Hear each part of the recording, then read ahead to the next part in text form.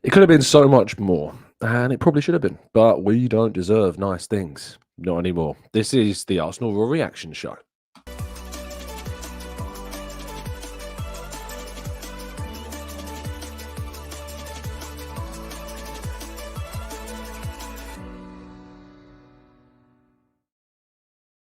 Hello and welcome to the Gooner Talk. Back again with you guys and girls for another episode of what is the Arsenal Raw Reaction Show. Joining you every single morning, the morning after the recent fixture. In this case, of course, Arsenal 2, Liverpool 2 at the Emirates. As I mentioned in the intro, it could have been so much more than it ended up being for Arsenal. Very disappointing result considering the way that the game played out. And to be honest, if fans had been offered, 2-2 before kickoff, I think maybe a lot would have taken it with the considerations, of course, of injuries, of suspensions, of form, of just the reality of fitness of some players. Don't let people tell you otherwise. Saka and Timber, might have been starting, but they certainly weren't fully fit, and that was evidenced by the fact that they couldn't complete the game. In fact, they were really struggling in the second half, and we all know that William Saliba's red cards sending off was a controversial thing that we'll talk about later on again today. Unfortunately, we're not escaping it because there are other incidents that are going unpunished that, of course, are very similar to that. But without further ado, let's say good morning to those joining us in the chat box. Thank you, as always, for doing so. It is incredibly appreciated. Good morning to Black Sean and Matt G and Steve, Glenn, Damien, Amira. Good morning to Alawale, Paul, Stevie, Christopher, King, Martin, Rob, we've got Dave, we've got Rich and Louis and Barry. Thank you to you all, as always, for tuning in. This is, of course, the new time of when this show is going out. For those in the UK, it doesn't matter one jot to you because, of course, you all have experienced the clocks going back. I hope you appreciated the fact that we had a show go out for you yesterday while I was away, that we pre-recorded ahead of the game against Liverpool. But the clocks have gone back here in the UK, which means that this is, for those outside of the UK or those not experiencing daylight savings, this is the new time at which the show will continue to be at until the clocks go forwards next year. So looking forward to that. Right. Let's jump into the slides, shall we? Please do make sure you drop a like if you could. It would be incredibly appreciated if you would. And also subscribe if you happen to be new around here with those notifications turned on, so you never miss a show. Arsenal 2, Liverpool 2. A performance that I certainly respect massively for the commitment, for the execution, for the desire, for the energy that we displayed. But, of course, it could have been so much better. It could have arguably been worse.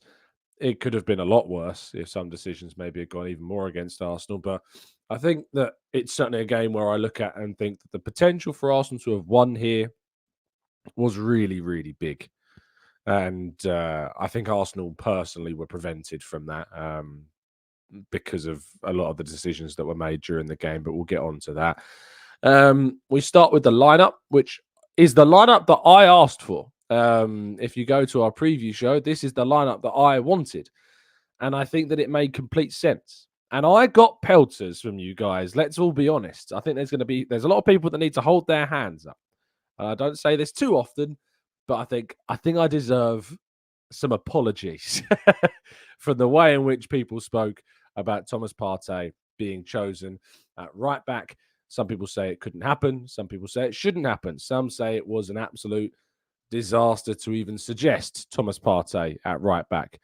But whether you got the players that we had available to us, whether we could start the players, if you can start somebody against Salah, who is a fullback, it's got to be Timber. If you start a player in place of Saliba, it's got to be Ben White. You got Gabriel fit, Tomiyasu's not there, and that means that Partey naturally was, for me, the right choice at right back, and that's why I placed him there. Then you've got a midfield where you've got Mikel Merino, of course, who is there. You've bought him, you've brought him in, and you can use him. And why wouldn't you use him? Because he's a threat, because he can add goals, and that's exactly what he did. But he plays alongside Rice, who, again, had another excellent performance in midfield. Declan Rice continuing to be probably, at this point, after Raya's a couple of Raya dodgy moments, I think Rice has potentially overtaken him as being our player of the season. So far, he's been utterly excellent. I mean, even obviously when he was sent off against Brighton, it was for controversial circumstances, and he was still very good in that game. But yes, excellent performance from Rice, very much becoming a very consistent figure in the team. Leandro Trossard, Saka, Martinelli, Havertz. My goodness me, how good is it to have Bukayo Saka back? And of course, it was Bukayo Saka that gave Arsenal the lead very early on in the game. A deserved lead. Arsenal started strong. They started aggressively. Brilliant ball from Ben White down the right-hand side to Saka. Beats Andrew Robertson for pace, for ability, for defending skill, and smashes into the top right-hand corner to give Arsenal a very, very good lead indeed. One that they deserved, one that really lifted the energy inside the stadium, inside the crowd. But it wouldn't last because Virgil van Dijk, of course, headed in from a corner. This is the second corner that Arsenal have conceded from in 2 back-to-back Premier League games. Bournemouth, of course, scoring their key goal from a set piece. And Van Dijk here getting on the end of a Luis Diaz little flick on as well. He had a moment early on. We're going to go through all the refereeing decisions. Don't you worry. We'll get to that. But it's 2 corners that we've conceded from. We need to be a bit better here. Nicolas Jova has got a bit of a job to do when it comes to sorting out where we're at with these set pieces and defending them, because there are some moments here that we need to discuss about Arsenal's defensive capabilities. But again, it was a makeshift defense without William Saliba. We got some different positions and players. Partey gave away the corner, but it was a good tackle actually on Diaz, who he really did stifle for the majority of the game. And then it was on Arsenal to score just before half-time.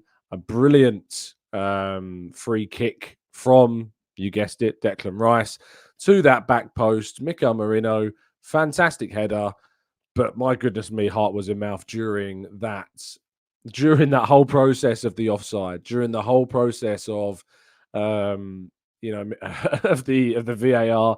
I was sitting right in front of Harry Symeou, who was doing commentary for BBC Radio London, and I think the first images that we got made it look like it was offside. But as soon as we got that second image of kind of what it was from the from that kind of, not side angle, it was kind of like slightly angled from the right hand side of the pitch, you could see that Van Dijk's foot was playing Mikel Merino on. But the time that it took to make this decision, I could tell with the naked eye that it was onside once I'd seen once I'd seen the other angle. All you need to do a little pinpoint there, little pinpoint on Moreno, clear offside. But it took several minutes to get this given. I know a lot of people in the chat are currently suggesting, saying that they were taking as long as they could to try and find a way of ruling it out. I empathise with your points of view, because I completely understand why you feel that way after what has happened. But the goal in the end was given. And Mikel Merino, I'd said this when he signed. I told you that he will add something to our set pieces. He will be a threat. I spoke to him after the game. We've got an interview coming out with Mikel Merino a little bit later on today on football.london, so make sure you look out for that. But this was something that I always thought would be a benefit to us with Mikel Merino in our squad, was his ability to score from set pieces, ability to score with his head, and that's exactly what we saw. But Arsenal couldn't sadly hold on, and Salah scored. And it was a fantastic ball from Trent Alexander-Arnold. The defending by this point, we'd lost Gabriel, we'd lost Timber. Our left-hand side was made up of Kivior and Miles Lewis-Skelly. Both of them positionally, there's some question marks about it. I could absolutely lambast the pair of them. I really could, and that's what I would do if it was Timber and Gabriel, because they are 2 very much starting figures in this team. But we had a makeshift back four by this point of Partey, White, Kivior and Miles Lewis-Skelly up against a team that were ahead of this weekend, leading the league table, having only lost 1 game all season, and with the best attack in the league. And that's our back four. I'm not surprised there were mistakes. It sucks. It's gutting. I could have a look at David Raya's positioning a little bit as well. He should probably be a little bit further over to the right. But it just sucks. Defending is a bit of a shame. Tyler says, is Timber become the new Tomiyasu? The reason why Timber came off was not because of injury, it was fatigue. That should have been clear for everybody watching. The same with the reason why Saka came off. They both gave as much as they could, but they were spent. Timber had given absolutely everything in this game, had been rushed back quick. Saka had been rushed back as well. It was necessary to have both of them back. But had Calafiori been fit, that would have been obviously much, much better for us if Calafiori was there. But another really bad piece of luck for Arsenal, not having Calafiori, not having Saliba. And of course, Gabriel coming off in this game injured as well. It's very, very, very, very frustrating. But now we get, after 10 minutes of chat about the game, and we'll come back to the game in part 2, I'm sure, but we have to talk about these decisions. Van Dijk, red card or no red cards? I know Arsenal fans listening, we have an element of bias, definitely, for sure.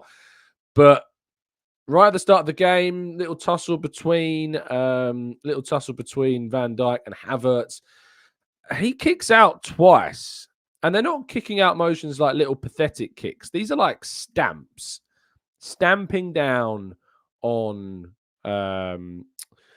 Havertz here. It was a really aggressive move from Van Dijk, and I think that some fans will rightfully point out that something more perhaps should have come from this, and that something more should have been done to try and curb this.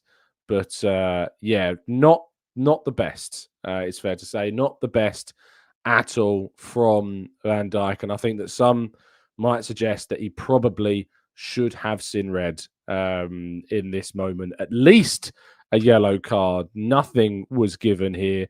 Barry says it's definitely a yellow. He kicks out.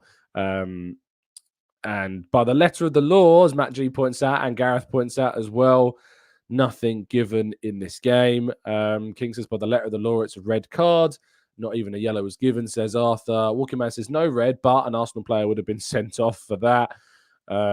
It's at minimum a yellow card, but I don't get, if we're talking about violent conduct, like that's violent conduct. I really, really don't get this one.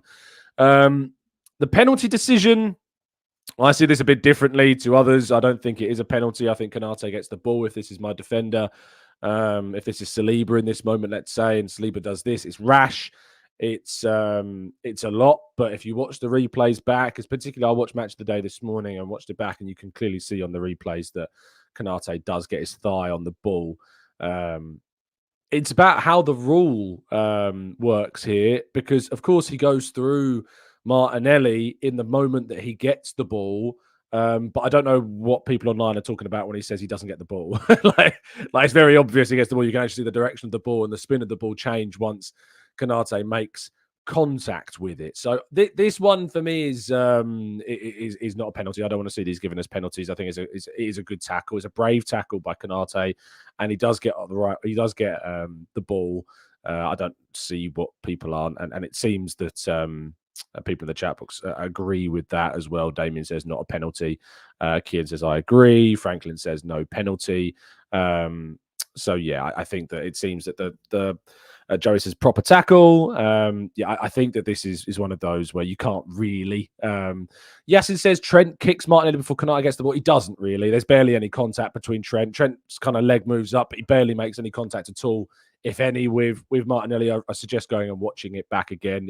There's no contact, if any, between Trent and Martinelli. The kick that he tries to get the ball doesn't really make any contact. The meaningful contact does come from Konate, but he gets the ball, so it's not a penalty.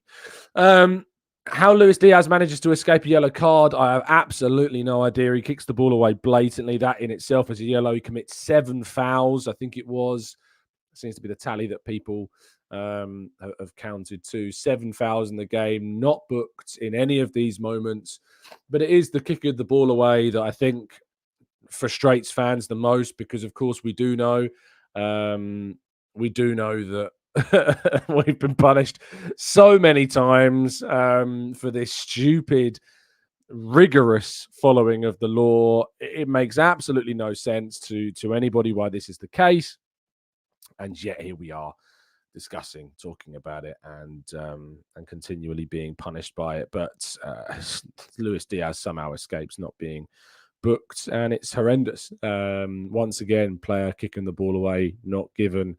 Can't wait to see the likes of Dale Johnson and Dermot Gallagher explain this one away. It'll be great, or maybe they'll just choose to ignore it. Anyway, this one is the biggest one. arguably second biggest, and I'll tell you why it's second biggest in a second, because there's one more that I want to talk about that's even worse, arguably, than this.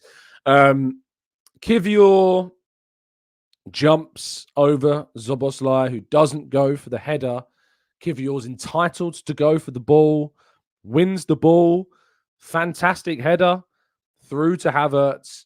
Havertz, lovely little flick over Kelleher, hits the post, and then Jesus taps it in. And whether or not some Liverpool players switch off because a whistle is blown, at no point are any of them getting back to stop this goal. It would have been scored. It should have been scored. It should have stood. This is a potentially title-defining decision by Anthony Taylor. And it's not one that's taken straight away. It's not one that's taken as soon as Kivior makes contact. Anthony Taylor watches the play. He sees the play continue. He sees Havertz through on goal before he then decides to blow the whistle. It's disgusting. It's a disgraceful challenge. It's a disgraceful blow of his whistle that's delayed, that's basically waiting to see if Arsenal gain an advantage. It is a horrendous, perfectly horrendous example of the poor officiating quality of the league and the state of the league. And Arsenal should win this game 3-2. This goal should stand, and Arsenal should be sitting 1 point away from Liverpool. And this is why when people turn around to me, and why I get so frustrated at the start of the season saying, oh, what if Arsenal don't win anything? What if we don't do anything this season? And the fact of the matter is that Arsenal are not just playing against themselves. Arsenal have to deal with the complete incompetence that they have to go up against every single season from big decisions going against us. And the record of for and against decisions in terms of Arsenal is so heavily weighted against us. That's what we're always up against. Always, always, always going up against it. Season after season after season, crazy decisions, borderline decisions, always going against Arsenal. And people will say that Arsenal fans are wincing, they're crying, they're begging all the time and moaning. We have a reason to moan. We have a reason to complain. It is such a stupid call from Anthony Taylor to rule out this, to blow for this foul. It's a contact sport. Kivior is entitled to go for this header. If anything, Szoboszlai endangers the player by, like, you know, those moments where Harry Kane would kind of like angle his body in a way so that when a header came in, that it would kind of cause the player that's leaping for the ball to go over and potentially foul themselves. Kivior's brave in this example. And for all the criticism that Kivior gets, Kivior almost helps us win this game with this moment. If Szoboszlai does not want to go for the ball, and Kivior does, and leaps excellently, wins the ball, in the same way that Konate wins the ball with his brave lunge in the box, I don't think it's a penalty because I think Kivior, that Konate is brave in his lunge and gets the ball. The same reason here. Kivior is brave, goes in, gets the ball with his head.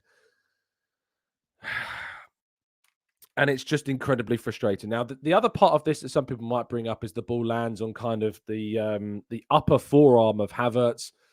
Obviously, Havertz is not the player who scores, which obviously by the letter of the law, if a ball hits the arm of a player and goes in, it's automatically ruled out, but it's Gabriel Jesus who scores the goal.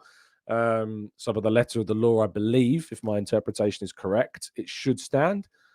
But, you know, if it went to VAR, I'm sure they'd probably find a way of ruling it out because they'd probably take it and say it's handball. I think it's borderline. I don't think it was given by the referee. It should be given at all. It was confirmed that the referee did blow his whistle because of the foul, not because of any handball, supposedly by Havertz.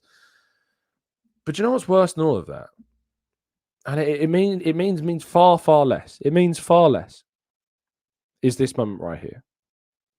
It's Tsimikas with the last kick of the game, kicks the ball out of play for an Arsenal corner, and the linesman, who has perfect view of it, has full view of it, the referee has full view of it, less view of it, but then the linesman does, and a goal kick's given. And it's this moment that part of my love for football died, I think. It's been hanging on by a thread for a very, very, very long time.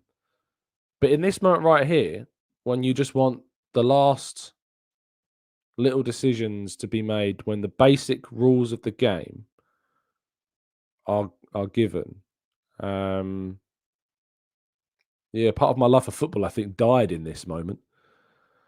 Just because of how poetically infuriating it was to see such a blatant corner where Jesus is nowhere near the ball when the ball pops up and hits Tsimikas on his thigh, and then obviously he attempts even to kick the ball out of play, which I don't know if that's a moment that maybe confuses the linesman because he's already got the last touch and he misses the little kick that he tries to get on it.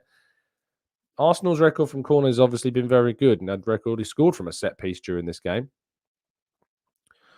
But yeah, it's why I detach from the sport. It's why it's when this game finished, I reckon for a lot of people there was real anger and frustration. And I remember, what was the other game that I found myself in the mix zone after the game, really shaking with anger? I think it was the Brighton game when Declan Rice was sent off. That's the most I've allowed a game of football to affect my state of mind, affect my anger, affect my feeling. You know, that's the most I've ever allowed it to do it in a very, very long time. And after that, I said, yeah, I can't let myself fall into this trap again. I can't let these games ruin my mental state and my mind and my emotional state and my mood, even though I know it does for a lot of people. But this is why these moments here are why I've detached from the sport emotionally as much as I have. I enjoy doing these shows. I love talking to you about the football, and I'll continue to do it. It's my job, and I love my job. But I've detached from it in much more of an emotional way than I ever used to because of just this. Because it's not fair. This is what it is. It's just not fair, is it?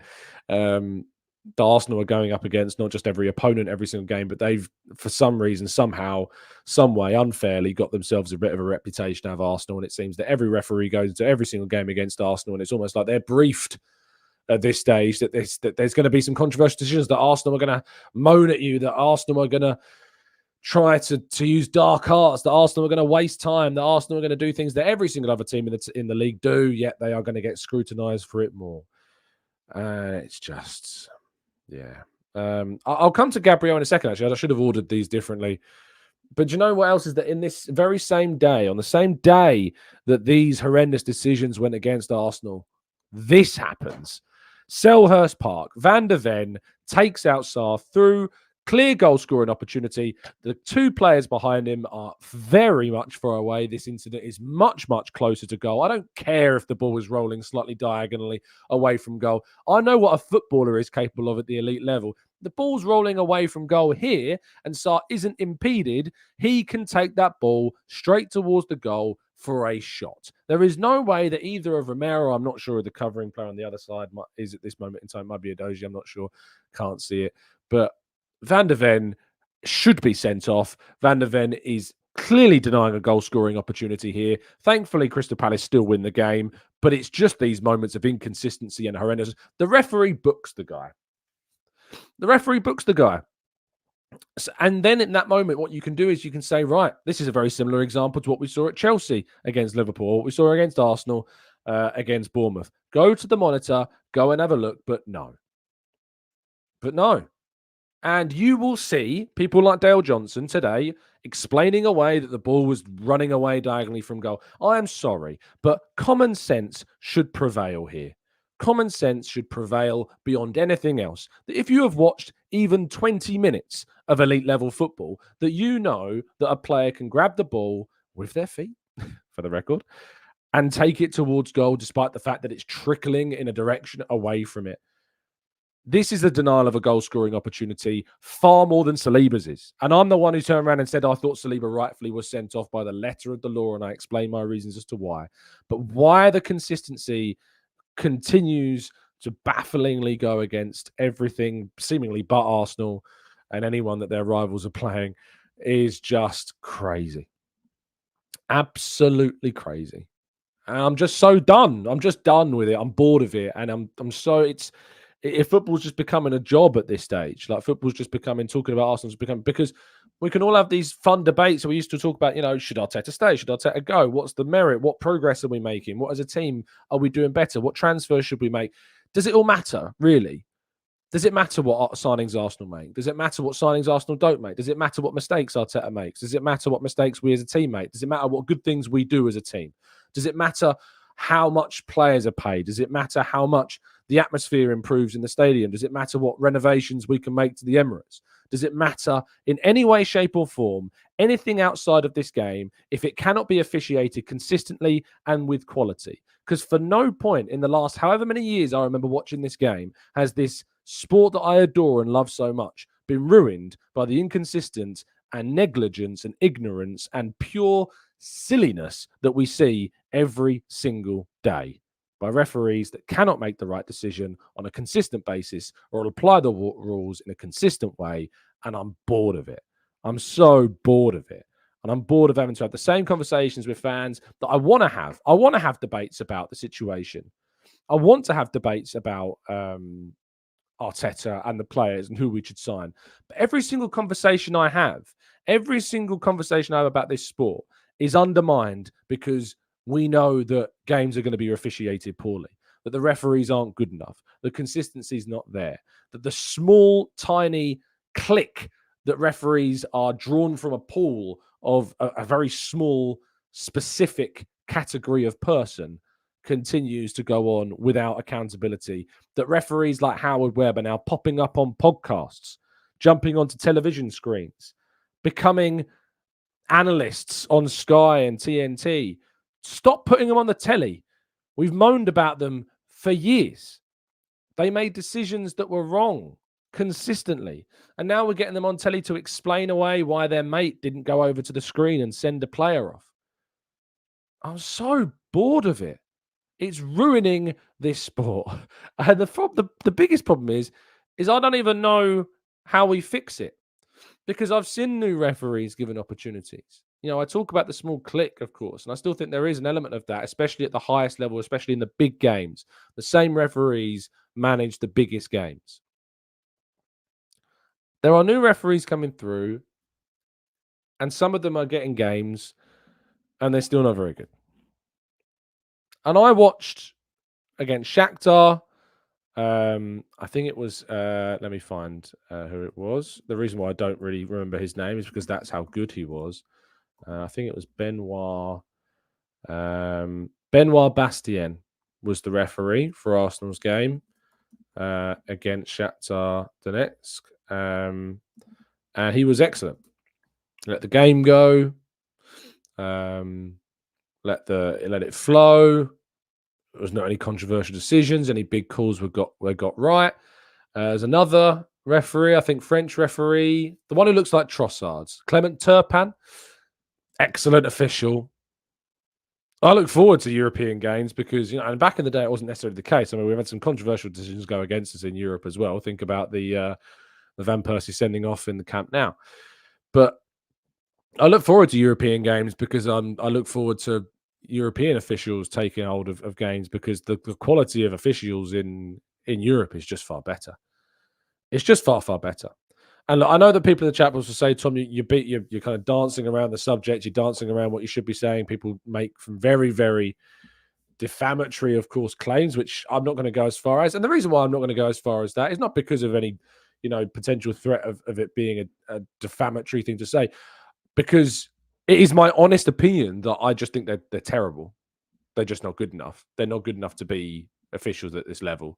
And the reason why mistakes are made and consistently made against Arsenal and others is not because of anything darker, in my view. You may think that's the case, and you're entitled to think that. It's your choice. Openly posting about it could get you in a lot of trouble without evidence, but it's my honest opinion that they're just bad. They're just terrible. They're just so awful. And the decisions around them and the lack of consistency and the lack of accountability, the lack of punishment and the continuing promotion of referees into our faces on television screens through podcasts or analytic punditry mediums have just made it even worse.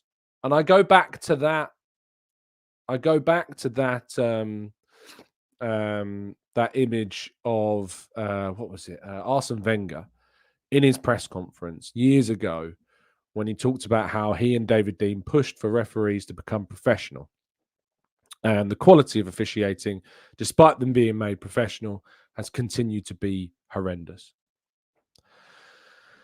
So yeah, that's where I'm at. I'd love to know your thoughts. Keep telling me what you think in the comment section, of course. As always, it is massively appreciated. But yeah, that's just my anger getting through there. Anyway, Gabriel Magalhaes, injured. I hope this isn't bad. He posted a picture on Instagram of him in kind of like a boot. It could be a knee issue. It looks like a knee issue. Some people said it might be a quad issue or a tendon issue. We'd have to get more clarity on this when Mikel Merino has a press conference ahead of the Preston game, of course, next week. I think it's either today or tomorrow. I think it's tomorrow, the press conference ahead of Preston. But yeah, horrendous timing and definitely contributed, sadly, to Arsenal conceding a late goal because we lost our key player in defence after already having lost William Saliba to a suspension. It was, it is what it is. Salahuddin says, finally, Tom can see the light. Saliba was never a red card. At no point did I agree with that. Saliba definitely was a red card, in my opinion, according to the letter of the law, whether or not you think the law's right. But sadly, the likes of Van der Ven and Tosin Adarabioyo not getting sent off makes that situation far worse. Breathe.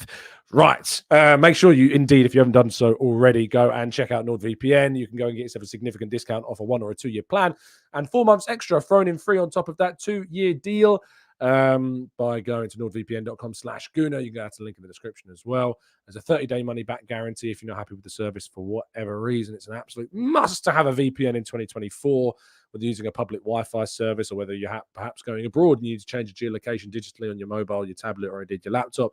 Your VPNs are there to protect you from anything that might be a little bit dodgy online that's looking at the data that you're looking at, because perhaps you are, as I say, using one of those public Wi-Fi services. Right. Let's go to part 2 and your questions right after this.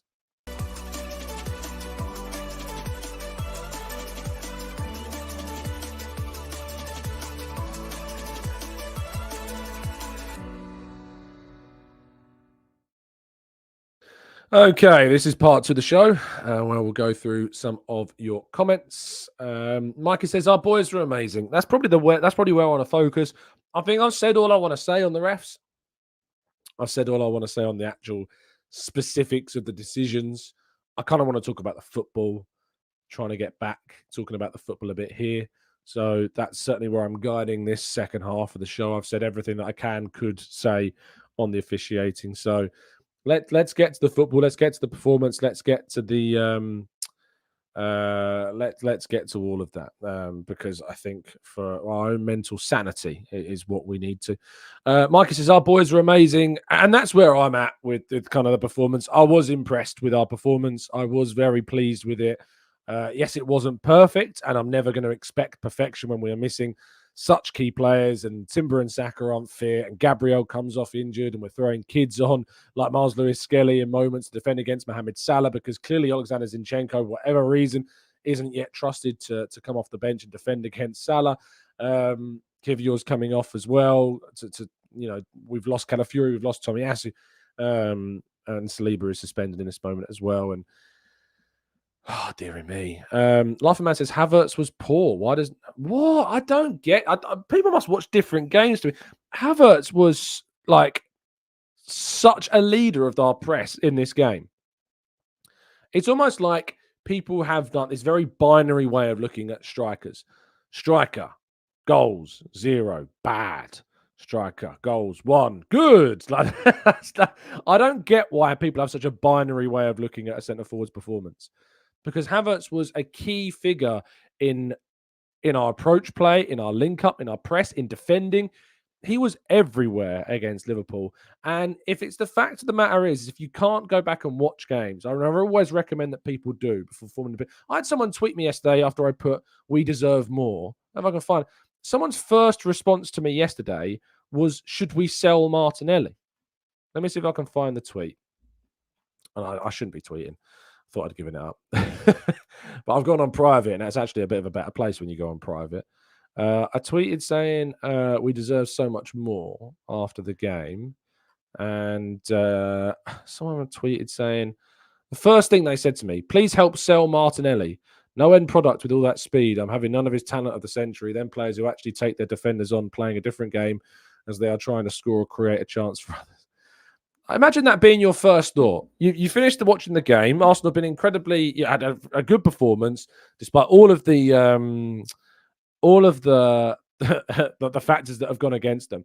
And your first response after seeing someone say we deserve so much more, help me sell Gabriel Martinelli. Imagine being in that mindset. I couldn't do it. I'd struggle. I really would struggle to be in that mindset.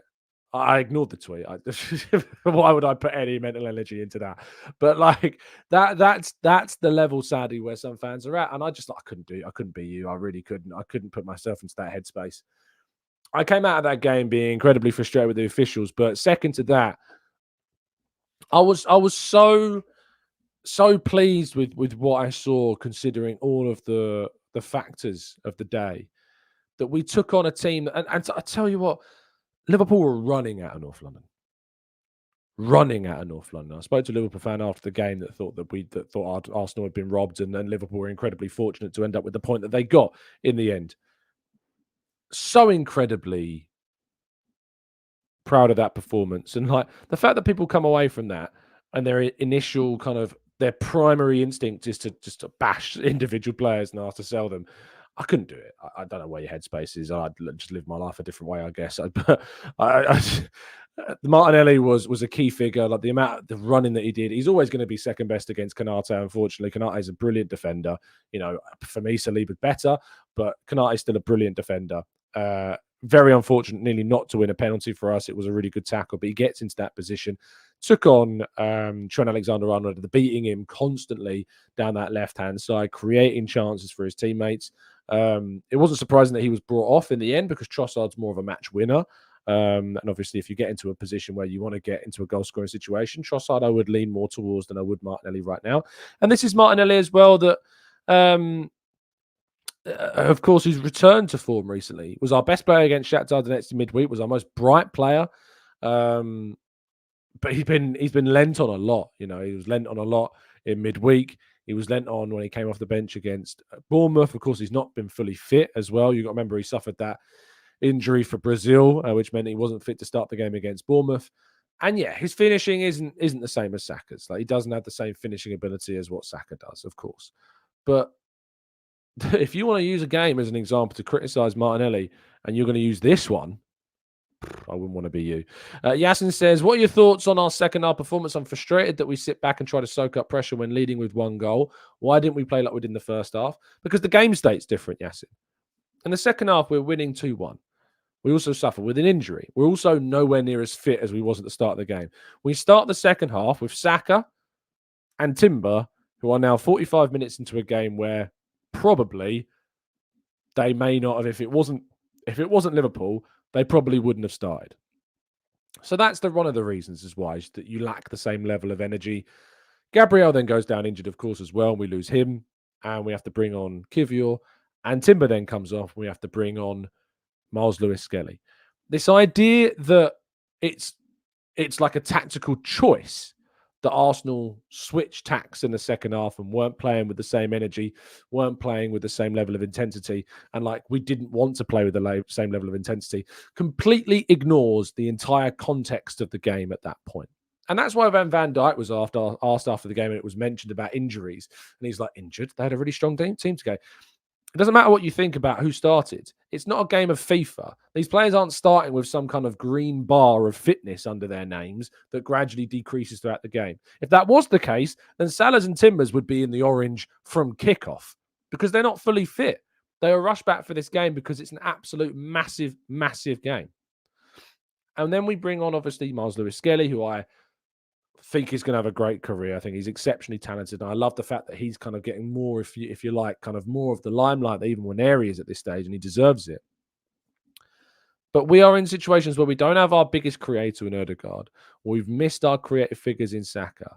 And yeah, in some games we've had to hold on. 3 of the games we played this season, we finished with 10 men. Naturally, that's always going to lead you to be a little bit more defensive. But the injuries that we've suffered and the fitness levels that we've had to deal with and the schedule that we've, of course, have got means that is the case, that you have to conserve, that you have to preserve at points certain games. So, yeah, I struggle with the whole, if you're looking at it. Again, I think this is a bit of a binary way of looking at football. You should be starting the first half and the second half in the exact same way. If you actually have a look at the starting 11, if you look at the players, if you look at the situation, it should be very obvious why the game played out differently in the second half than it did in the first half. Not only that, Liverpool brought off Diaz, they brought off McAllister, and they brought off Robertson. They bring on Tsimikas, Gakpo, and Szoboszlai. And that's the depth that they've got. They brought in an entirely new left-hand side in the second half. Now, we have got the capabilities of doing that when players are back, when players are fully fit, and we can bring on some great players as well. And we're gradually building, and there's still some more work to do. But of course, the second half was going to play out differently to the first half. That was just, it was banked on that was going to be the case. So yeah, and naturally, when you have a lead, that also changes the perspective. And Arsenal still could have been 3-1 up. It's worth pointing out. We did have opportunities. We did create some chances, especially in the first half. We should have scored more than we had, and we should have scored the opportunities that came to us. Saka had a great chance that hit over the bar in the moment where Martinelli's actually not fouled, sorry, but is to some fouled, but is brought down. Havertz should score. Martinelli should score an opportunity he has on the left hand side. So yeah, I'm struggling with the whole way of looking at football in such a binary way. Rob says, let's get this straight. We're on the same amount of points at the same time last year, having played stronger teams. We're slightly not, Rob. If we beat Newcastle, then we're on the same number of points dropped as we are now. That's what's worth pointing at this stage. If we do beat Newcastle, which is a big, big challenge, then it will be the same. We'll have dropped the same number of points at the same stage. So we've got to wait one more game before we can start talking about things quite like that. And it's going to require a big result. CJ Dan says, let's talk about Partey return to the top level. I've already mentioned it, Dan. I said at the beginning of the show. Of course, he had a bit of a slow start to the season. First few games, there were some question marks about his performance and about his level and about when Merino was going to be back, because there were some struggling moments. But after these first opening games of the season, Partey's levels have definitely returned to something that we've seen more akin to his best performances. I said I wanted him to start at right back. I had faith in him starting at right back, and I'm glad that was certainly vindicated in the performance that we saw from him at right back. And if indeed we do need to play him there, we've got Merino, who's very comfortable in midfield as well, playing in that position. So again, plenty of reasons to be positive. Overall, the midfield of Arsenal have got is the depth is much better. The fact that we've got Merino, the fact that Declan Rice has had such a consistent campaign as well. Once again, I mean, Rice has to play at 6 for me to get the best of his abilities, and that is going to cost Partey in the long term. Because Partey's best role is as a 6. That's his best position. But Rice is obviously a better 6, and so we get better performances in the team when Rice, I think, is at 6. But if we need a right back, Partey, for me, in these big games in particular, is far, far better than people give him credit for. And I'm still not seeing enough people saying, I was wrong. I haven't seen enough people saying in the chat. I'm sorry, but a lot of you are holding back. A lot of people aren't saying it. A lot of people in the chat box are choosing not to say it and staying quiet. I was expecting this morning to jump on and see a chat box that goes, guys, I'm wrong. I'm sorry. Fair play, Partey. He did brilliantly. Fair play, Arteta, for picking him there. And fair play for getting the best out of his performance at right back. I thought I was going to see more of it. It's a shame that I've not. It's a shame that there's not enough magnanimous people, it seems. Jack says, so proud today. I'm actually not worried at all, and I feel quite happy about our position in the league so far. Very hard fixtures played and a lot of injuries. I think 85 points could win it. I'm not sure if 85 points is going to win you the league. I really don't. I don't think that's enough to win the league this season. I think it is still 90 plus that it will take to see that. But let's wait and see what happens. Dave says, with that squad, I was actually thinking that we would go to a back 3. Yeah, definitely something that we could have thought about doing. I suggested that as another potential option for us as well, but ended up being Partey, of course, at right back. Alvin says, I thought Diaz would eat Partey alive, but it never happened. So there you go. Some reflection going on. Jera says, the thing about the penalty is he was not trying to block. By the time that the ball hits him there, he has already felled Martinelli to the ground. I don't think so. I think that he gets the ball simultaneously to the contact being made with Martinelli. I just don't want to see a penalty given for that. If Saliba's doing that in the box, I want to be complimenting Saliba for the challenge, because I think it was a good challenge. PW says Partey had a very good game at right back, but what he can't do, like Ben White, is run up and down the wing and overlap with Saka. And no, he can't. He can't do that. And to be fair, Ben White's ability to do that is also to a degree limited. Timber is better at doing that. But I think that Partey in those moments will play a supporting role.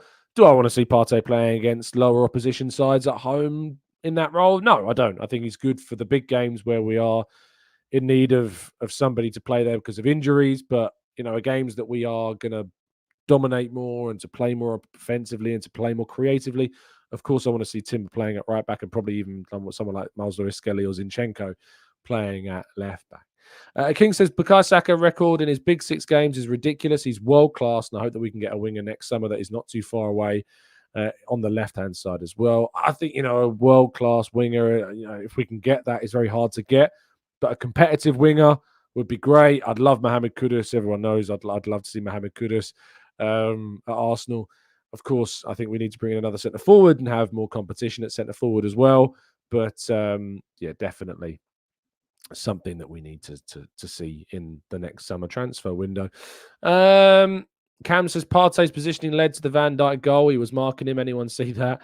I think in that moment, obviously he's given the corner away, but he had to because he had to get the challenge in on Diaz. It was overall just poor defending in that moment from a lot of the players, Partey included, from that corner, and they should be stronger, and I'm sure they'll be working on that in the midweek training sessions going forwards. Tristan says, we were robbed against Liverpool and City. They will not let us win this league. We have to go all out for the Champions League. Ethan says, I thought Martinelli had another good game, looking more threatening game by game, and I think he'll be back to his best soon. George says, sorry, Tom, you will not get the compliment for the shouts for Partey because the critics only have big mouths to talk about when things are not going well. Culture Mark says, Tom, if Saliba did that tackle in the box, the ref would have sent him off. Gabby, Ben White and Timber off. Proud of my boys yesterday. Dan says, does this game highlight the need for more defenders still? Arteta was ridiculed for buying more defenders, but seems that he was right all along. I mean, Calafiori out. Gabriel gets injured. Tomiyasu is out. I feel like I'm forgetting somebody as well. Zinchenko seemingly not fully fit. But yeah, people laugh and cry and wince and beg and want to just scream and laugh at Arteta as much as they can sometimes. But the reality is that we definitely needed to bring in more depth. We needed to bring in more options in defence. I'm so glad that we did that. And we'll probably continue to do that because Tomiyasu needs to be replaced. Zinchenko needs to be replaced. Lewis-Skelly needs to be promoted more and given more opportunities. So yeah, let's wait and see. Dave says, I listened to the game on 5 Live after Diaz kicked the ball away. The commentators were having a right laugh and a joke about it. That more than anything made me angry. Avamod says Martinelli is doing everything right except goals. People just want to seem to scapegoat players to make sense of the world that they live in. Aditya says Partey is definitely looking great. I just want Arteta to work out the mistakes, and I love what Arteta is doing with his adaptability. Tizer says, do you think that we lack serious pace off the bench? When we take off Saka and Martinelli, we don't have that pacey centre forward. Absolutely. And this is what I mean when I say I want to see a player like a Kudus come in. I want to see us bring in a player that's got some speed, that's got some drive, that's got some threats. That's what I want to see. That type of player is what we need.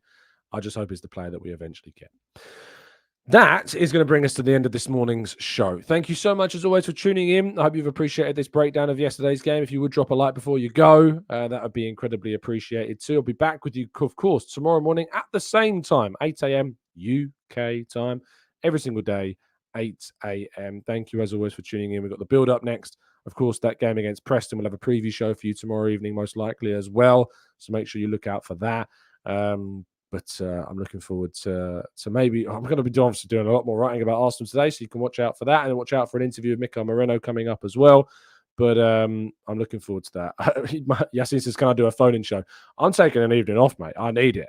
I am done, and I'm going to be taking as much of a break as I can outside of things. So no phone-in show at the moment. We need to detach. We need a bit of a break after the chaos we've been through. Thank you for listening. Stay safe, stay well, stay happy and respectful. And as always, up the Arsenal.